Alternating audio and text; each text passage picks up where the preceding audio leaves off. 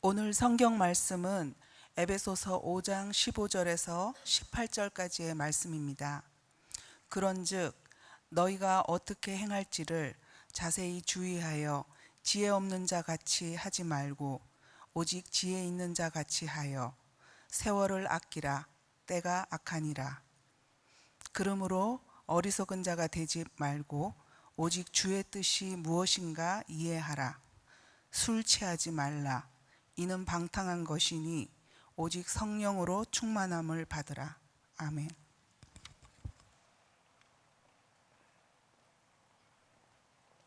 에베소서 말씀을 보면 여러 가지 겉면의 말씀이 나옵니다. 너무 앞으로 가서 이야기를 하면 우리가 다 잊어버렸으니까 어려울 것 같고요. 5장만 생각해 보겠습니다. 5장을 제가 두 번에 나눠서 설교를 했는데 1절부터 7절까지 말씀을 통해서 우리가 하나님의 자녀라고 했습니다. 하나님의 자녀는 아버지가 하나님이기 때문에 아버지를 닮아야 합니다. 하나님을 닮는다는 것, 아버지를 닮는다는 게 어떤 것인지 세 가지 말씀을 드렸는데, 성적으로 음란한 행위를 하지 않는 것, 더러운 말을 하지 않고 바른 말을 하는 것, 그리고 마음과 생각으로 우상을 섬기지 않는 거라고 했습니다.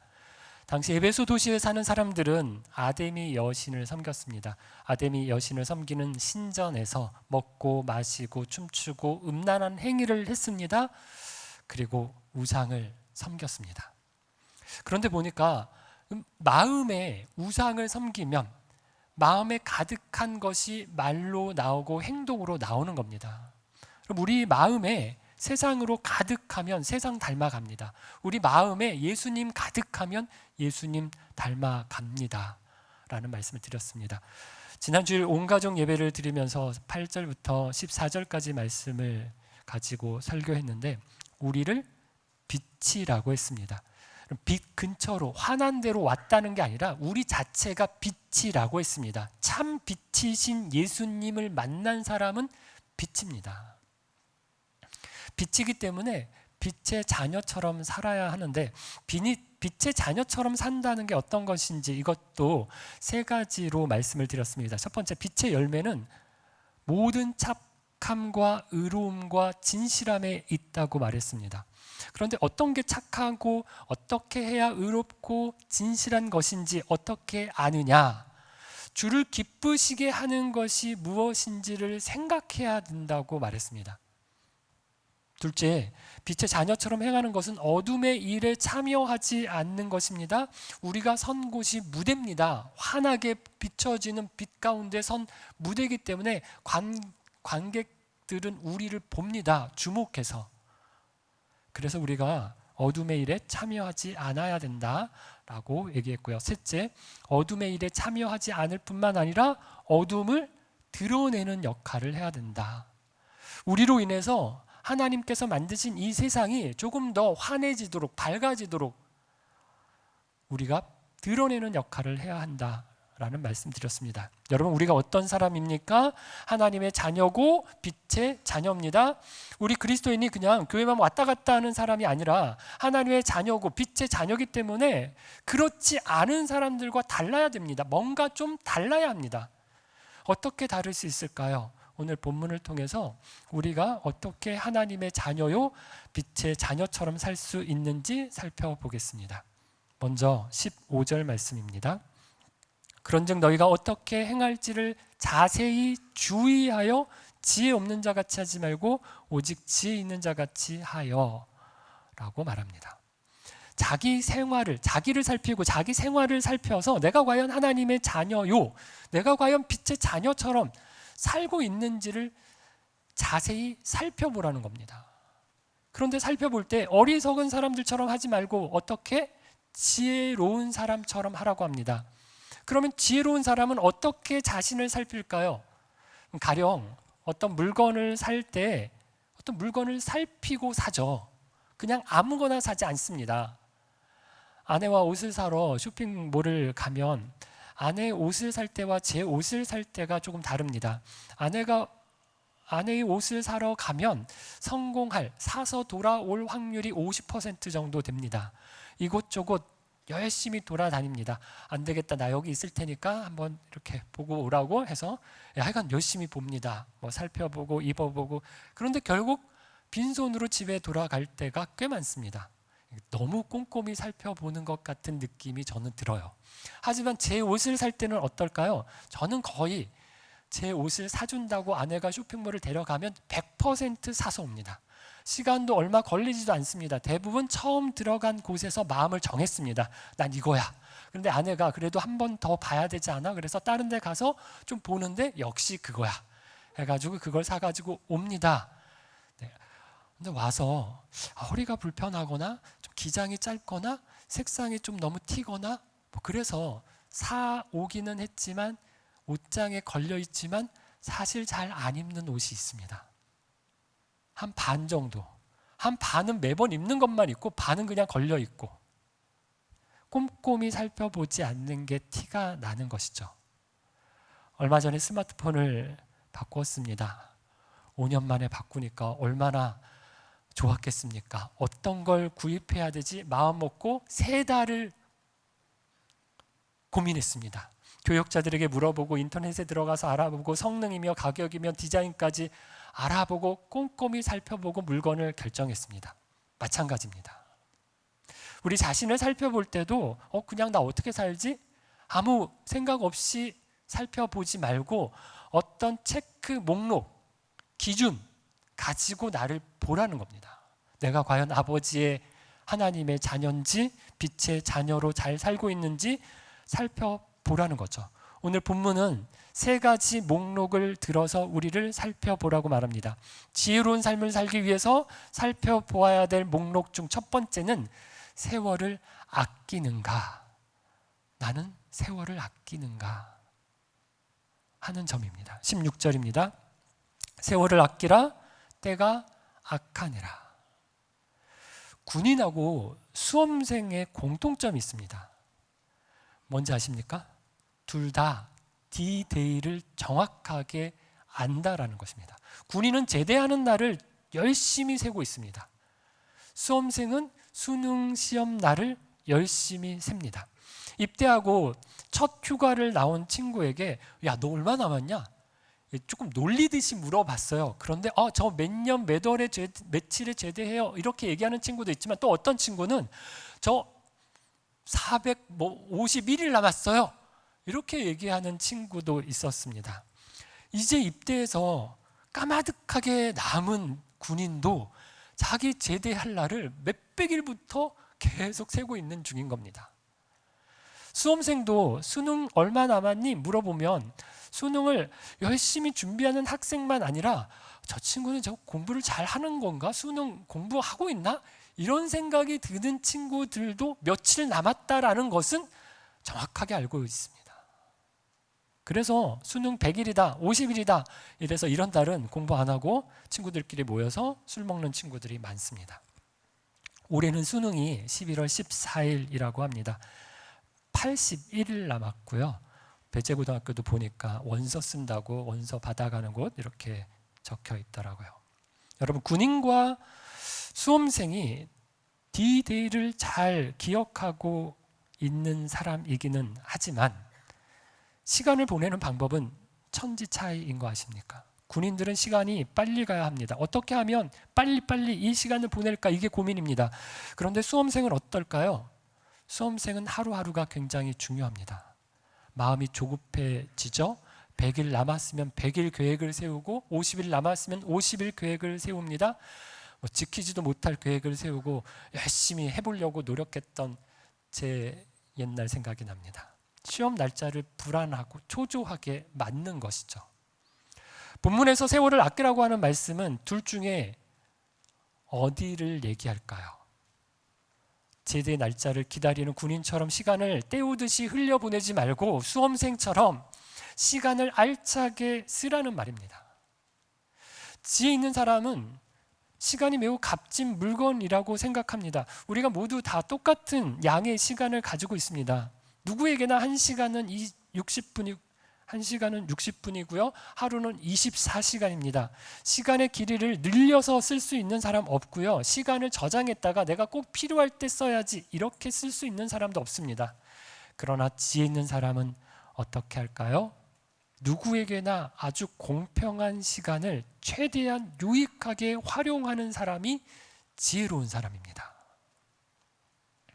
우리는 어떤 날은 오늘 참 잘 살았다 이렇게 생각하면서 굉장히 뿌듯한 마음이 드는 날이 있습니다. 그런데 또 어떤 날은 저녁에 밤에 하루를 생각해 보면서 내가 오늘 뭐 했지? 이런 생각이 들 때도 있습니다. 왜 그럴까요? 똑같은 하루였지만 어떤 날은 지혜롭게 보낸 날이고요.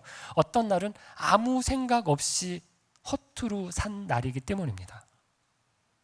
여기 세월을 아끼라고 할 때 헬라어로 아끼다라는 말에는 속량하여 내다, 다시 사다 라고 하는 뜻이 있습니다. 세월을 아끼라 때가 악하니라 라고 하는 말씀은 건져내는 겁니다. 낚시를 하는 것과 비슷합니다. 시간이라고 하는 강이 흘러가고 있습니다. 이 강을 가만히 보고만 있으면 이 강물이 어디로 가는가 하면 다 바다로 가는데 악이라고 하는 바다로 흘러갑니다. 악으로 다 흘러가기 전에 세월이라는 시간을 낚으라고 건져내라고 하는 겁니다. 이 말씀이 무슨 말이냐 하면 우리는 가만히 있으면 지혜롭게 생각하지 않습니다. 어떻게 할 것인지 주의하지 않으면 시간을 어떻게 쓰느냐? 악한 데 씁니다. 여러분, 우리 본성이 원래 악합니다. 게으릅니다. 그래서 가만히 있으면 편한 쪽으로 가고요, 쉬운 쪽으로 갑니다. 적극적으로 어떤 노력을 하고 어떤 대가를 치러서 시간을 사지 않으면 악한 쪽으로 시간을 흘려보내고 있는 겁니다. 18세기 미국의 영적 각성을 이끌었던 조나단 에드워즈라는 목사님이 20번째 생일을 맞아서 내가 이렇게 살아야지라고 하는 70개의 결심문을 만들었습니다. 그 결심문의 5번째 항목이 이렇습니다. 세월을 아껴야겠다라고 하는 마음을 가지고 이렇게 결심했습니다. 한순간이라도 헛되이 보내지 않고 내 힘껏 가장 유익하게 시간을 이용하자라는 결심을 했습니다. 조나단 에드워즈 목사님은 20살의 나이에 참 기특한 생각을 했죠. 저와 여러분은 세월을 아끼기 위해서 어떤 결심을 하고 있습니까? 작은 것에서부터 결단이 있었으면 좋겠습니다. 결단을 돕기 위해 몇 가지 적용을 나누면 첫 번째, 지각하지 않기입니다. 특별히 요즘은 만남과 모임이 많은 시대입니다. 그래서 나만 노력한다고 한 사람만 시간을 아낀다고 되는 일이 아닙니다. 우리가 보통 시간 약속을 하면 10분 정도 늦는 것은 애교입니다. 어떨 때는 30분, 1시간씩 기다리게 할 때도 있습니다. 청년부 찬양팀이 토요일마다 모여서 연습을 갔습니다. 지각이 하도 많아서 지각하면 10분당 얼마씩 벌금을 내기로 했습니다. 그래서 벌금을 오래전부터 걷고 있는데 이 친구들이 하는 말이 벌금이 너무 많이 걷혀서 회식을 너무 자주 해야 된다라고 하는 얘기하는 것을 들었습니다. 좋은 건지 나쁜 건지 모르겠습니다. 어쩔 수 없는 경우도 있습니다. 저도 지난주 약속이 있어서 가는데 중간에 무슨 행사가 있는지 차를 막고 경찰들이 안 보내주는 겁니다. 이럴 때야 어떻게 하겠습니까? 그런데 많은 경우는 습관적으로 늦는 경우가 있습니다. 나의 세월을 흘려보내는 거 어쩔 수 없습니다. 하지만 내 것 아니라 남의 시간, 남의 세월, 다른 사람의 세월을 허비하지 않도록 서로 세월을 아껴주는 공동체가 되면 좋겠습니다. 특별히 하나님 앞에 나와서 예배하는 시간도 여러분 10분, 5분, 10분 늦는 거 습관이십니다. 보면 계속 늦으시는 분들이 늦습니다.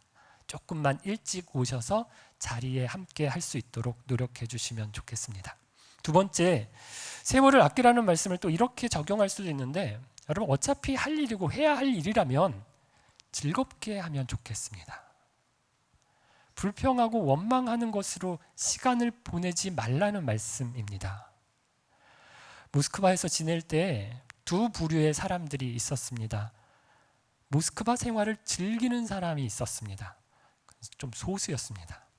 대다수의 한국 사람은 모스크바에서 지내는 생활이 늘 불만인 분들이 많았습니다. 답답하다, 위험하다, 러시아 너무 싫다 이러면서 사는 분들이 있었는데, 그럼 어떤 분이 세월을 아끼는 분일까요? 즐기는 분입니다. 어차피 지내야 할 시간입니다. 즐겁게 지내는 것이 세월을 아끼는 것입니다. 세 번째, 세월을 아끼라는 말씀의 적용을 이렇게도 해볼 수 있는데, 꼭 바쁘게 살라는 말이 아니라 의미와 목적을 알고 살라는 것입니다. 한 번은 외국 TV에서 우리나라 중고등학교 학생들의 하루 일과를 보여준 프로가 있었습니다. 새벽부터 일어나서 학교 수업에, 야간 자율학습에, 또 학원에서, 독서실에서 그렇게 지내고 밤 늦게 파김치가 되어서 집에 들어오는 학생들의 하루 일과를 카메라가 따라가면서 찍었습니다. 그런데 보니까 학생들이 낮에 학교에서는 공부를 안 합니다. 잠이 부족하니까 수업 시간에 잡니다. 학원에서 내준 숙제를 학교 수업 시간에 합니다. 그럼 이게 정상적인 게 아니죠. 공부한다고 잠은 못 자고 새벽에 일어나서 밤 늦게까지 바쁘게 다녔지만 이게 잘하는 건가? 정상적인 건가? 아니라는 겁니다. 직장 다니는 분들 한창 야근을 많이 했을 때 제가 모스크바에서 형제님들에게 물어봤습니다. 요즘은 야근 많지 않지만 어떤 때는 일이 꼭 없어도 어차피 야근을 해야 되는 거니까 그때로 일을 미루고 낮에는 좀 설렁설렁 일을 할 때도 있다는 얘기를 하더라고요. 죽으라 일만 하는 게 여러분 세월을 아끼는 게 아닙니다. 잘 쉬고 잘 노는 것도 필요합니다. 하나님이 주신 시간, 하나님의 목적, 하나님의 의미를 알고 거기에 맞게 살 때 세월을 아끼는 것입니다. 지혜로운 삶을 살기 위해서 우리가 살펴봐야 될 두 번째 목록은 주의 뜻이 무엇인지 이해하는가 라고 자신을 살피는 겁니다. 17절입니다. 그러므로 어리석은 자가 되지 말고 오직 주의 뜻이 무엇인가 이해하라. 앞에 말씀드린 것처럼 세월을 아낀다고 하는 게 꼭 바쁘게 막 부지런하게만 사는 게 아닙니다. 아무리 바쁘게 살아도 쓸데없는 일로 바쁜 사람이 있습니다. 하나님의 입장에서 이렇게 볼 때는 어떤 사람은 정말 바쁘게 사는데 그 사람이 자기 만족과 자기의 행복만 추구하면서 삽니다. 그러면 그 사람은 하나님이 보시기에 세월을 낭비한 사람입니다. 저는 새벽 기도를 하고 하나님 앞에 기도하고 묵상의 시간을 갖는 것이 굉장히 중요하다라는 생각이 드는데, 하루를 시작하기에 앞서서 기도하면서 하루를 계획하고 시작하는 사람이 지혜로운 하루를 보낼 수 있기 때문입니다. 누구를 만날지, 누구와 전화해야 될지, 누구와 연락해야 될지, 무슨 일을 해야 할지, 어떤 책을 읽을지, 하나님의 뜻이 무엇인지 이해하는 것보다 세월을 아끼는 비결이 없습니다. 빌 할베이스 목사님이 쓰신 책 중에 바빠서 기도합니다라고 하는 책이 있습니다.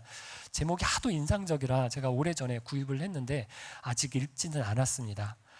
교만해서 그런지 책 제목을 보니까 무슨 내용인지 다 알 것 같은 느낌이 들어서 아직은 못 읽었는데 나중에 시간을 내서 읽어봐야 될 것 같습니다. 사람들이 핑계를 댑니다. 바빠서 기도할 시간이 없어요 라고 얘기합니다. 그런데 이 책은 뭐라고 말할까요? 바쁜 사람일수록 더 기도해야 되는 사람이다 라고 얘기하지 않을까 싶습니다. 왜 그럴까요? 결국 선택과 집중의 문제입니다. 바쁘니까 이것저것 다 할 수 없습니다. 그러면 결국 일에 우선순위를 두어야 하는데 그 우선순위 언제 세울까요? 기도할 때입니다. 기도하는 사람이 삶의 우선순위를 바르게 세웁니다. 우리 예수님도 십자가 앞에 두고 이렇게 기도하셨습니다. 나의 원대로 마옵시고 아버지의 뜻대로 되기를 원하나이다. 어떻게 보면 기도 안 하고 가만히 있으면 우리의 뜻대로 살 수밖에 없습니다. 예수님도 십자가 앞에 앞두고 있으실 때 당신의 뜻이 있었습니다. 이 잔을 내게서 옮겨주십시오 라고 하는 당신의 뜻이 있으셨습니다. 우리 예수님도 십자가 앞에서 연약해지셨습니다. 하지만 기도하는 가운데 강하게 되셨습니다. 간절히 하나님 앞에 기도할 때 땀이 핏방울이 될 정도로 하나님 간절히 붙들 때 아버지의 뜻이 무엇인지 알고 그 뜻에 순종할 마음을 먹은 것입니다. 우리 예수님이 사신 것처럼 우리 인생에 있어서도 하나님의 뜻을 발견하고 또 그 뜻을 이루어 드리는 일보다 더 중요한 것은 없습니다. 그러면 하나님의 뜻 어떻게 할 수 있을까요? 하나님의 뜻을 둘로 나눌 수 있습니다. 일반적인 하나님의 뜻과 특수한 하나님의 뜻으로 구분할 수 있습니다. 일반적인 것이란 하나님께서 우리 모든 그리스도인들에게 주시는 뜻입니다. 성경 말씀에서 해야 할 것, 하지 말아야 할 것, 이런 명령들이 여기에 해당합니다. 살인하지 말라, 도둑질하지 말라, 간음하지 말라, 우상 숭배하지 말라. 이건 나한테는 괜찮은 거야, 나한테는 허용되는 거야, 이런 사람 없습니다. 모든 사람들이 다 지켜야 할 하나님의 뜻입니다. 특수한 것은 하나님께서 개개인에게 원하시는 다양한 것들입니다. 가령 어떤 직업을 선택해야 할지, 어떤 사람과 결혼해야 할지, 사소하게는 오늘 오후를 어떻게 보내야 할지와 관련된 것들입니다. 이런 특수한 하나님의 뜻은 성경에 안 나옵니다. 그래서 이게 하나님의 뜻인지 아닌지 굉장히 헷갈릴 때가 있습니다. 여러분, 꼭 정답이 있는 것은 아닙니다. 하지만 기도하면 알 수 있습니다. 지난주에 말씀드린 것처럼 주를 기쁘시게 할 것이 무엇인지 신약 시대를 사는 우리에게는 하나님께서 일일이 다 얘기해 주시지 않습니다. 그러나 생각해 보면, 기도해 보면 압니다. 이게 꼭 하나님이 나타나셔서 용태야 너 이렇게 해라, 용태야 너 저렇게 하면 안 된다, 이렇게 얘기하시는 게 아니에요. 하지만 어떤 선택을 앞두고 어떤 결정을 하기 위해서 하나님 앞에 나아가서 기도하다가 보면 더 마음이 가는 쪽이 있습니다. 그런 마음을, 부담감을 하나님이 주십니다. 기도하지 않았으면 내가 절대로 하지 않았을 텐데, 내가 그런 생각조차도 못했을 텐데, 기도하다가 떠오르는 생각 같은 것들이 있습니다. 성령님이 주신 거예요. 것이죠. 주의 뜻이라고 믿습니다. 요즘 보면 다들 열심히 삽니다. 뭐 하나 배우려고 해도 학원 다니고 문화센터 가고 새벽에도 가고 퇴근해서 저녁에도 가고 열심히 자기 실력을 쌓고 취미와 여가를 위해서 잠을 줄여가면서 시간을 내고 돈도 쓰고 열심을 합니다. 열심을 냅니다. 그런데 하나님의 뜻을 분별하기 위해서는 어떤 노력하십니까?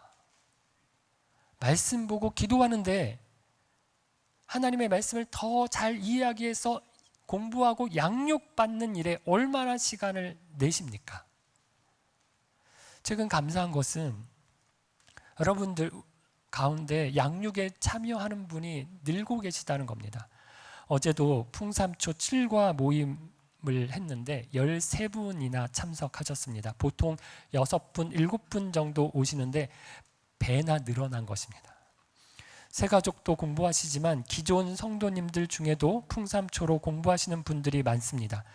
1대1로 곳곳에서 만나 말씀을 나누고 배우는 일에 힘쓰고 있는 겁니다.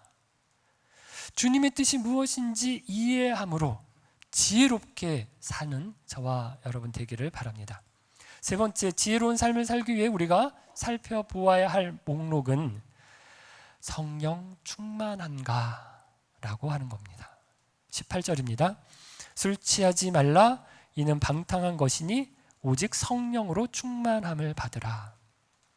여러분, 지혜로운 사람이 어떤 사람입니까? 아무렇게나 되는 대로 막 사는 사람 아니라 자신을 잘 살피는 사람이라고 했습니다. 그러면서 체크해야 될 목록이 3가지라고 말씀드렸는데, 그런데 여러분, 이 3가지는 서로 연결이 됩니다. 첫 번째, 세월을 아끼라고 했습니다. 그런데 세월을 아끼기 위해서는 바쁘게만 사는 게 아끼는 게 아니에요. 두 번째, 주의 뜻이 무엇인지를 이해해야 합니다. 그리고 주의 뜻을 잘 이해하기 위해서는 세 번째, 뭐가 필요합니까? 성령 충만이 필요합니다. 그러니까 가장 기초가 되는 것이 성령 충만하냐. 성령 충만한 사람이라면 주의 뜻을 이해할 뿐만 아니라 세월을 아끼며 사는 사람이기 때문입니다. 술로 충만한 사람은 술 기운으로 삽니다. 술이 시키는 말을 하죠. 술이 시키는 행동을 합니다. 술 안 먹었으면 안 할 말을, 술 안 먹었으면 안 할 행동을 술 먹고 하는 거죠. 술 주정이라고 얘기합니다. 육신의 것들로 충만해진 사람은 육신의 것들로 삽니다. 생각과 말과 행동이 나오는데 다 육신의 것들입니다. 왜 그렇습니까? 마음에 있는 것이 생각으로 돌고 그 생각에 있는 것이 입으로 나오고 나의 행동으로 나타나기 때문입니다. 불만이 가득한 사람은 그것이 생각으로, 입으로, 말로, 삶으로 나타납니다. 돈으로 가득한 사람은 무엇을 보아도 다 돈으로 보입니다. 어쩔 땐 돌아앉아서 후회할 때가 있습니다. 왜 그랬을까? 왜 그런 말을 했을까? 육신의 것으로 살았기 때문입니다. 성령 충만함이란 성령이 우리를 다스리는 상태를 말합니다. 성령이 우리를 다스리십니다. 술 취했을 때 술이 우리를 지배하고 우리를 다스리고 우리를 이끌고 가는 것처럼 성령이 충만하면 성령이 우리를 이끄십니다. 인도하십니다. 성령 충만한가 살펴보라는 것입니다. 사랑하는 빛좋은 가족 여러분, 전 두려운 것 중에 하나가 인생의 마지막 순간에 내가 인생 헛살았다 이런 생각이 들면 어떻게 할까라고 하는 점입니다. 그때는 후회를 해도 돌이킬 수가 없습니다. 내가 뭐 했나? 나 뭐 하며 살았지? 생각하며 후회한다면 얼마나 안타깝겠습니까? 숨이 붙어있는 한 저와 여러분은 삶을 살 수밖에 없습니다. 계속해서 하루하루를 살아가고 있는 중입니다. 어떻게 살아야 지혜로운 삶입니까? 세 가지 목록으로 자신을 살펴보십시오. 첫 번째, 세월을 나는 아끼는가? 아무 생각 없이 세월을 악으로 흘려보내고 있는 것은 아닌지 악에서 건져내어서 시간을 살라고 말합니다. 두 번째, 주의 뜻을 이해하는가? 열심히 바쁘게 살기는 하는데 하나님과 별로 상관없이 내 뜻, 내 욕망만 좇아서 삽니다. 그 지혜로운 삶이 아닙니다. 셋째, 성령 충만한가? 성령을 모셨는가? 성령의 인도하심을 받는가? 성령의 음성에 순종하는가? 아니면 나로 충만해져서 나의 좋은 것만 추구하고 좇아서 살아가고 있는 건 아닌가? 자신을 살펴보시기를 바랍니다. 아무쪼록 성령으로 충만하여져서 하나님의 뜻을 이해할 뿐만 아니라 그 뜻에 순종함으로 세월을 아끼는 지혜로운 삶 살아가시는 저와 여러분 되기를 주의 이름으로 축원합니다. 다 같이 찬양 드리겠습니다.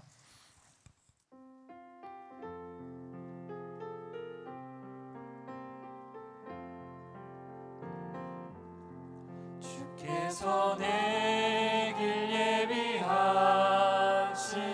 예비하시네. 주께서 내 길 예비하시네.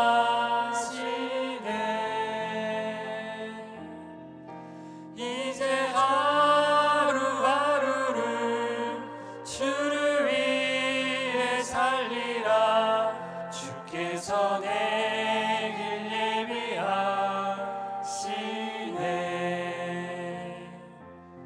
난 이제 주를 따라가려네.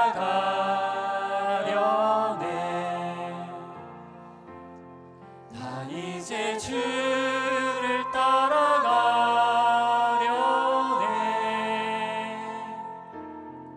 세상 죄를 버리고 생명 길 주를 따라가려네. 나 이제 겸손하게 살리라.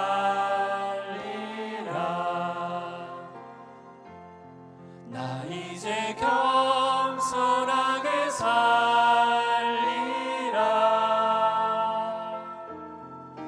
나의 하루하루를 주를 따라가리라. 나 이제 겸손하게 살리라. 1절만 주께서 내 길 예비하시네. 주께서 내 길 예비하시네. 주께서 내 길 예비하시네.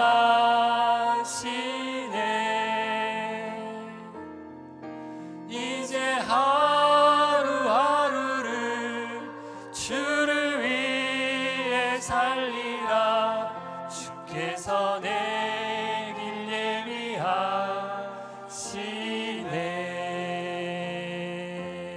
예비하시네. 함께 기도하겠습니다. 지혜로운 삶은 우리에게 주신 하루의 삶을 소중하게 생각하며 세월을 아끼는 것입니다. 세월을 아끼는 것은 바쁘게만 사는 게 아니라 주의 뜻을 따라서 사는 삶입니다. 주의 뜻을 따라 살기 위해서는 성령으로 충만해야 합니다. 술로 충만하면 술이 우리를 인도하지만 성령이 충만하면 성령님이 우리를 인도하십니다. 주님의 인도함을 받는 삶을 살게 해 주옵소서. 내가 주인 되어 사는 삶이 아니라 성령이 충만하셔서 성령이 인도하시는 삶, 주의 뜻을 이루어드리는 삶 살아가게 해 주옵소서. 마지막 날 후회하지 않을 지혜로운 삶을 살게 하옵소서. 세 가지 목록으로 내 삶을 점검해 볼 때 지혜롭지 않았던 부분이 있었다면 이 시간 회개하면서 지혜로운 삶 살기로 조나단 에드워즈 목사처럼 결단하며 이 시간 함께 기도하겠습니다. 하나님 아버지 앞에 나와서 이 시간 기도하며 우리의 삶을 돌이켜보며 하나님 앞에 기도합니다. 하나님, 하루하루를 우리가 보낼 때 엎드려 보내지 않게 하옵소서. 하루하루를 우리가 지낼 때 하나님 참 의미 있는 삶, 참 복된 삶, 지혜로운 삶 살기를 원합니다. 세 가지 목록으로 우리의 삶을 살펴볼 때 하나님 성령 충만하여 하나님의 뜻이 무엇인지를 분별하게 하시고 하나님의 뜻을 이루어드리는 주를 위해 사는 삶을 살아서 우리의 모든 하루하루가 주님께 드려지고 하나님께 올려지는 참 복되고 지혜로운 삶 살아가서